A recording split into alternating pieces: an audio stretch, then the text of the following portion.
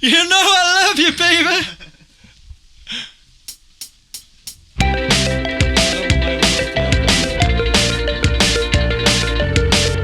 You know I love you, baby. You know it's true. And there's 1,000 things I'd only do for you. And there's 1,000 pretty words I know I've said. And there's 100 special moves I did to you in bed.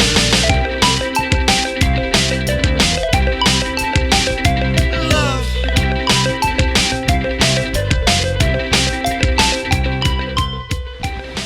Okay, I'll start from the beginning.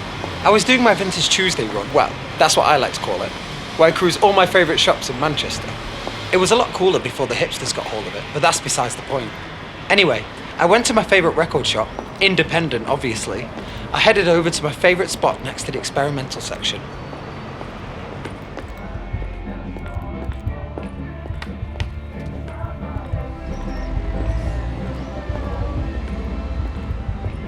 You buying anything today?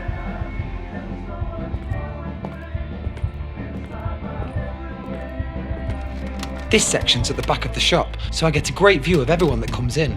You get your usual, hippies, stoners and the likes. I like to wait for Alan.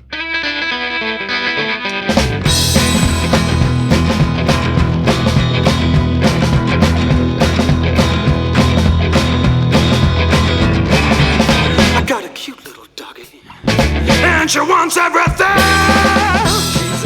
Yeah, Alan's a great guy. Me and him go way back. She wants my eyes, my ears, my heart, my lips, my teeth. Well, I'm telling you, bitch, they're the things I wanna keep.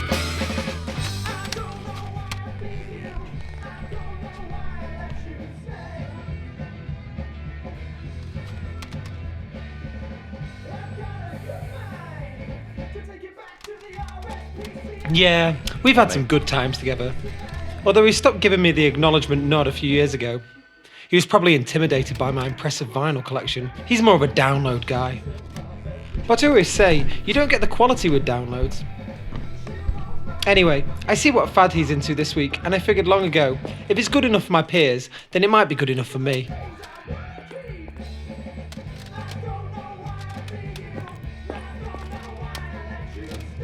Fiver.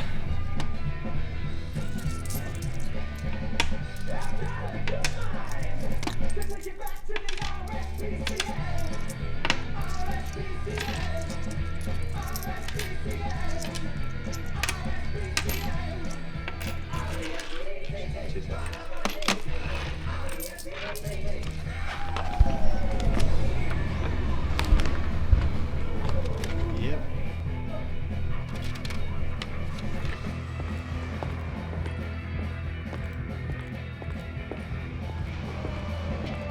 Then, once I've finished browsing through the vinyl, I usually like to go to one of 3 vintage shops. This time it was Pop Boutique. The layout is dreadful. Ugh. I've told them many times to relocate to a bigger premises, but they haven't listened. I don't usually buy anything though. I sometimes just come in to feel the shirts. I think it was Nietzsche who said, "It's the little things."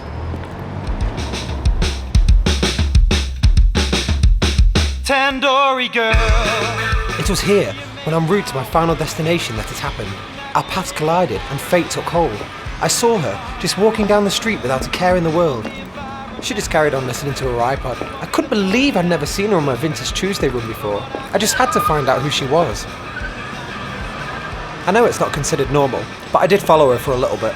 Well, for the whole day actually. I was infatuated by this woman whose name I didn't even know.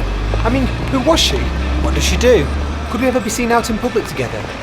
I write a blog so people know who I am. It's important for a man of my status to know these things. Blue Bar, CV. TV21, CV. She obviously needed money, but for what? I wasn't quite sure yet.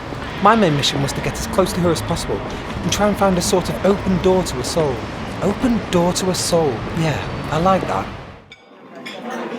At first, I wanted her to make the first move. Then I realised I'd needed to be a bit more proactive if I was to get her to notice me. I even joined her at some hippie march. I decided that I had to make the first move. After all, I knew that once we'd been introduced there'd be an instant connection between us. I think I'm a real catch. I've got 11 GCSEs, 1 at A-star, and 3 A-levels, A to C. What more could she want? I just had to come up with a plan so brilliant that she wouldn't be able to resist. Fancy dress?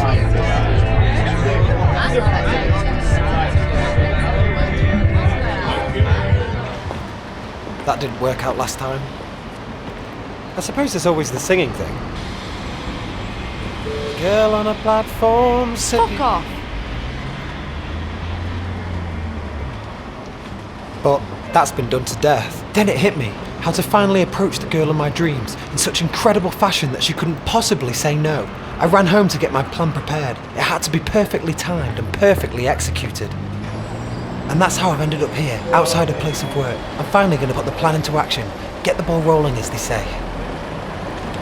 Hey. Cheers, love.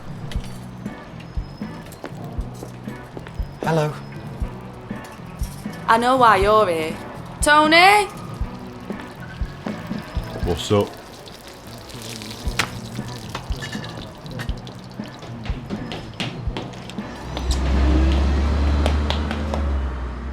You've gotta focus on the real world. Focus on the real world. I know your dreams can be profound, but they'll only let you down in the real